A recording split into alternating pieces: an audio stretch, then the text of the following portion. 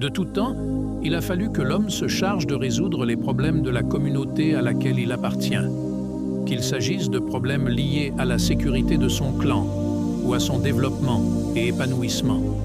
Aujourd'hui, dans les sociétés modernes, le statut de l'homme a été écarté en tant qu'acteur principal dans son clan et remplacé par une autre entité dominante sur la communauté et les multiples clans qui la composent.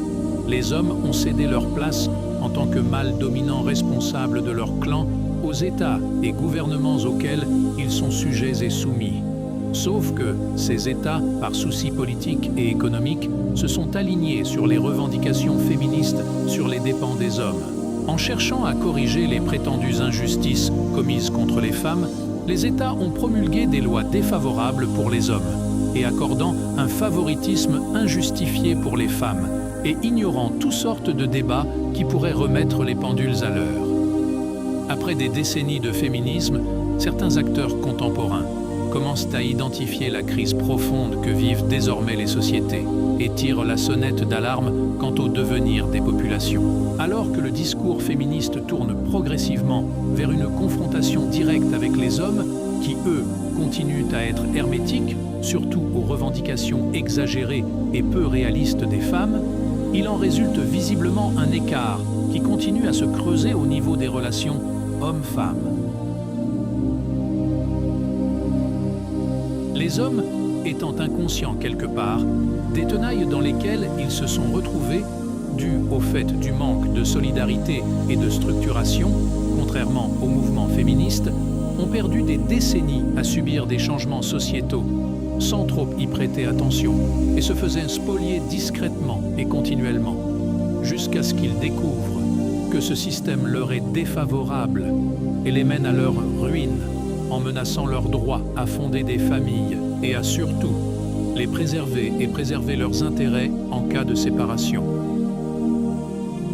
Vers la fin, certains d'entre eux, mais pas tous, en finissent par comprendre que, face à un jeu truqué, il serait préférable de ne pas y participer dès le départ.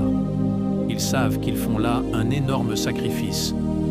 Ils jouent leurs avenirs en misant sur leur mise à l'écart social et le célibat, remettant en cause ce système sociétal qui les recalant systématiquement et à tour de bras, en second plan, derrière celui de la femme, qui, elle, on a focalisé toutes les lumières sur elle, en faisant d'elle centre de l'univers et source de la vie.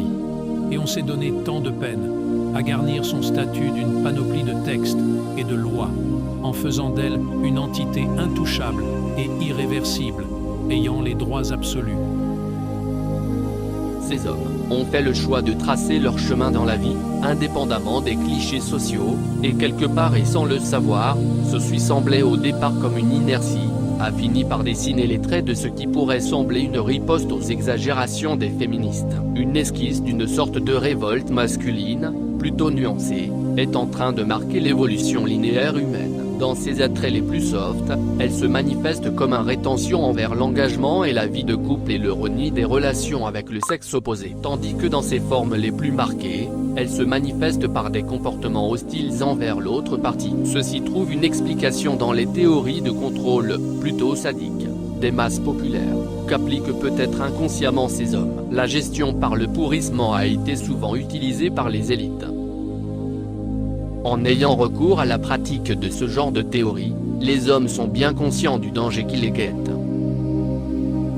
Mais aussi en contrepartie, ils savent qu'ils n'ont plus rien à perdre, et surtout qu'ils ont intérêt à ne plus s'inscrire dans le modèle courant de la civilisation. De ce fait, ils contribuent à la création d'un nouveau modèle sociétal propre à eux, dans lequel ils redessinent leurs priorités surtout, loin des projets matrimoniaux et l'illusion de fonder une famille.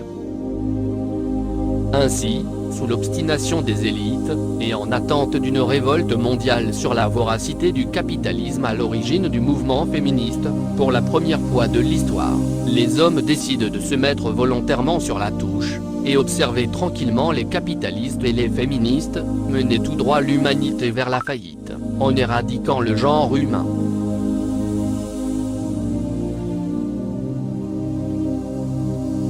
N'hésitez surtout pas à liker et à commenter la vidéo et faites savoir ce que vous en pensez dans les commentaires. Merci d'avoir regardé cette vidéo.